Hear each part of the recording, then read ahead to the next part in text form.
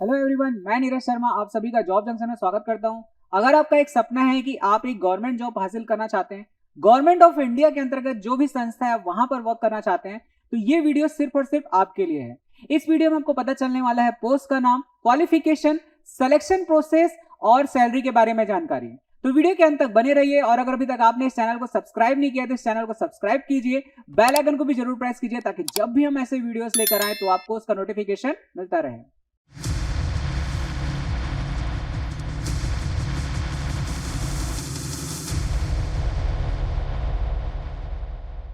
तो चलिए जानते हैं गवर्नमेंट ऑफ इंडिया के अंतर्गत कौन सी वैकेंसी आया हुआ है। तो ये वैकेंसी आया हुआ है भारत प्रतिभूति मुद्रण तथा मुद्रा निर्माण निगम लिमिटेड के द्वारा।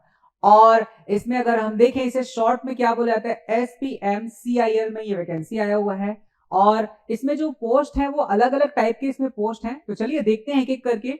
यहाँ पर अगर हम देखें तो ये टोटल आपको दिखाई देगा 9 प्रकार के अलग अलग ये पोस्ट हैं, जैसे deputy manager, assistant manager for finance and accounts.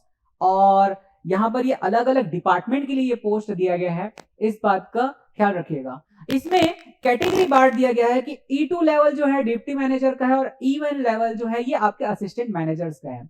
और इसमें अगर हम देखें कि क्या क्वालिफिकेशन रखा गया है, तो डिप्टी मैनेजर के लिए जो क्वालिफिकेशन है कि आपको मास्टर्स डिग्री होनी चाहिए केमिस्ट्री या फिर केमिकल इंजीनियरिंग या फिर एनवायरमेंटल इंजीनियरिंग में आपको किया होना जरूरी है। और इसके साथ साथ आपके पास एक्सपीरियंस होना चाहिए 3 साल का, एटलीस्ट 3 साल का एक्सपीरियंस होना चाहिए। और असिस्टेंट मैनेजर के लिए जो क्वालिफिकेशन रखा गया है कि आपको बैचलर डिग्री होना चाहिए। यहां पर अगर हम देखें मार्केटिंग के लिए क्या है यहाँ पर, तो ये आपका मास्टर्स डिग्री होना चाहिए मार्केटिंग में।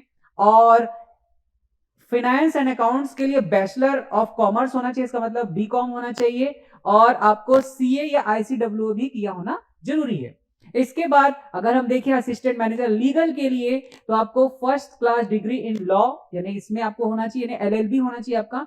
और ध्यान दीजिएगा डिजायरेबल क्या है कि नेशनल लॉ स्कूल के ही थ्रू आपको पढ़ाई किया होना जरूरी है, तो इस बात का ध्यान रखिएगा। और HR के लिए आपको फर्स्ट क्लास आपको मास्टर डिग्री होना चाहिए। और इसके साथ साथ एनवायरनमेंट के लिए अगर हम देखें तो केमिस्ट्री या फिर क्लिनिक केमिकल इंजीनियरिंग या फिर आपका एनवायरमेंटल इंजीनियरिंग में आपको पास होना जरूरी है, तो इस बात को आप देखिएगा।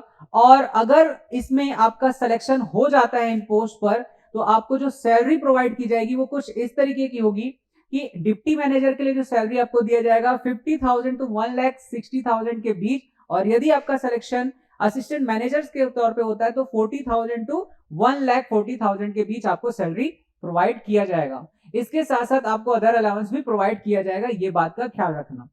अब आते हैं इसके सिलेक्शन प्रोसेस पे। तो सिलेक्शन प्रोसेस स्टार्ट होगा कब, जब आप इसे ऑनलाइन तरीके से अप्लाई करेंगे। और इसका लिंक आपको इसका ऑफिशियल वेबसाइट के साथ साथ हमारे डिस्क्रिप्शन बॉक्स और कमेंट एरिया पर भी मिल जाएगा। इसके बाद आपको शॉर्टलिस्ट किया जाएगा, एग्जाम होगा, इंटरव्यू होगा और आपका सिलेक्शन इस पोस्ट पर हो जाएगा। तो बिल्कुल देखिए इसे, अगर आप इस पोस्ट के लिए एलिजिबल हैं तो इसे जरूर अप्लाई कीजिए।